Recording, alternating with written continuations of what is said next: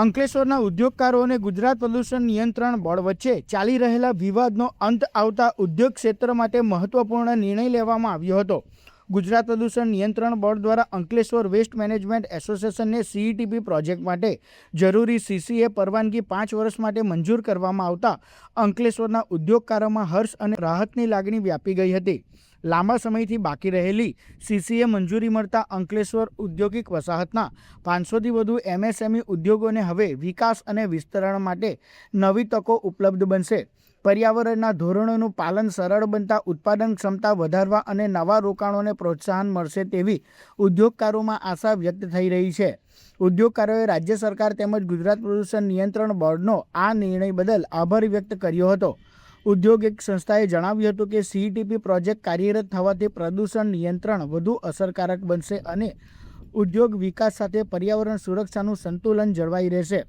આ વસ્તુમાં ખાસ ખૂબ ખૂબ આભાર તો આપણા લોકલ ધારાસભ્ય માનનીય મંત્રી શ્રી ઈશ્વરસિંહ પટેલ, જેમણે આપણે સાથે જ્યારથી આપણો સીઈટીપીની શરૂઆત કરી, ઈસી લેવાનું કે એનઓસી લેવાનું હોય કે કન્સેન્ટ લેવાની, એમાં અવિરત એમણે ખૂબ સહયોગ આપ્યો છે। એ સિવાય નામી અનામી ધારાસભ્યો ઘણા પણ, ખાસ કરીને મુખ્યમંત્રીશ્રીએ ભૂપેન્દ્રભાઈ પટેલે અને ડેપ્યુટી સીએમ હર્ષભાઈ સંઘવીશ્રીએ પણ આપણને ઘણો સહયોગ કર્યો છે આ બાબતમાં। અને એ સિવાય આપણા લોકલ ભાજપ પ્રમુખ શ્રી જયભાઈ તેરૈયા અને પાસ્ટ પ્રમુખ આપણા જસુભાઈ ચૌધરી, એમણે પણ અથાગ પ્રયત્ન કર્યા છે। અને આ જે સફળતા છે સૌના સહિયારા સહયોગની સફળતા છે।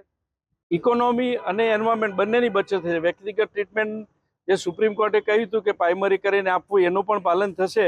એટલે સર્વે ઉદ્યોગકાર મિત્રોને હું આશ્વાસન આપું છું અને કહું છું કે બધા સહકાર આપજો અને આપણે સાથે મળીને આ પ્રોજેક્ટને સફળ બનાવશું।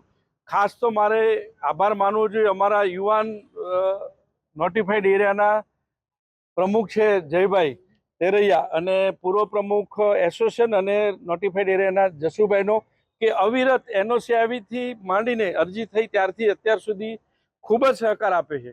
ઈશ્વરભાઈ પછી જો બીજો સહકાર મળ્યો હોય તો આ બંને મિત્રોનો છે, અમારા સ્થાપક ચેરમેનનો છે અને એસોસિએશનનો પણ બધા પદાધિકારીઓએ અમને સહકાર આપે છે, બદલ હું સર્વેનો આભાર માનું છું। અને ફરીથી કહું છું કે આ કાર્ય માટે જેને નામી અનામી સહકાર આપે છે બધાનો આભાર માનું। ઉલ્લેખનીય છે કે છેલ્લા 1 વર્ષથી સીસીએ મંજૂરી ન મળવા મુદ્દે ઉદ્યોગકારોએ અગાઉ ગાંધીનગર ખાતે આંદોલન અને ઉપવાસનો માર્ગ અપનાવ્યો હતો। ત્યારે રાજ્યકક્ષાના મંત્રી ઈશ્વરસિંહ પટેલની મધ્યસ્થતાથી ઉપવાસ આંદોલનનો અંત આવ્યો હતો। તંત્ર સાથેની ચર્ચા અને અનુસંધાન બાદ અંતે મંજૂરી મળતા સમગ્ર ઉદ્યોગ જગતમાં ખુશીની લાગણી જોવા મળી રહી છે। જે પણ આપણા પૂર્વ પ્રભારી મંત્રી હતા કુંવરજી હળપતિ, ઘણા બધા ધારાસભ્યોએ અમને ખૂબ જ મદદ કરી છે અને ખૂબ સારી રીતે આપણો ઈટીપી ચાલે અને ઉદ્યોગોનો વિકાસ થાય। અને ખાસ તો આ તબક્કે અમારા નોટિફાઈડ બીજેપી મંડળ જયના પ્રમુખ જયભાઈ તેરૈયા અને અમારા જે એડબ્લ્યુએમએલના તમામ ડાયરેક્ટરો, ખાસ તો મહેશભાઈ રોજે રોજ એમનું ગાંધીનગર આ બાબતે જવાનું થતું હતું, જીતુભાઈ, અને બંનેને ખૂબ જ મહેનત કરી છે। અમે તો ખાલી વચ્ચે એક પાર્ટીના માણસો તરીકે અમે કામ કરી રહ્યા છે અને એસ્ટેટનો વિકાસ થાય એમ જ અમને રસ છે। આજે આ જે ઉદ્યોગકારોનું અને ઉદ્યોગોનું જે સપનું હતું એ આજે સાકાર થયું છે। આ તબક્કે સવિશેષ હું માનનીય મુખ્યમંત્રી શ્રી, ઉપમુખ્યમંત્રી શ્રી, પર્યાવરણ મંત્રી શ્રી અર્જુનભાઈ મોઢવાડિયા, પ્રવીણભાઈ માળી તેમજ જીપીસીબીના તમામ અધિકારીઓ, ભારતીય જનતા પાર્ટીના તમામ પદાધિકારીઓ અને જે ધારાસભ્ય પૂર્વ પદાધિકારીઓ, મંત્રી શ્રી તમામનો આ તબક્કે હું આભાર માનું છું। અને જે ભારતીય જનતા પાર્ટીની સરકાર દ્વારા આ ઉદ્યોગોને વેગ આપવાનું જે મહત્વપૂર્ણ કામ કરવામાં આવ્યું છે તે બદલ હું સરકારશ્રીનો પણ હૃદયપૂર્વક આભાર માનું છું। અને અંકલેશ્વર વેસ્ટ મેનેજમેન્ટ એસોસિએશનના જે તમામ પદાધિકારીઓ શ્રી મહેશભાઈ, જીતુભાઈ, રમેશભાઈ અને અન્ય તમામ ડાયરેક્ટરશ્રીઓને આ તબક્કે અભિનંદન પાઠવું છું।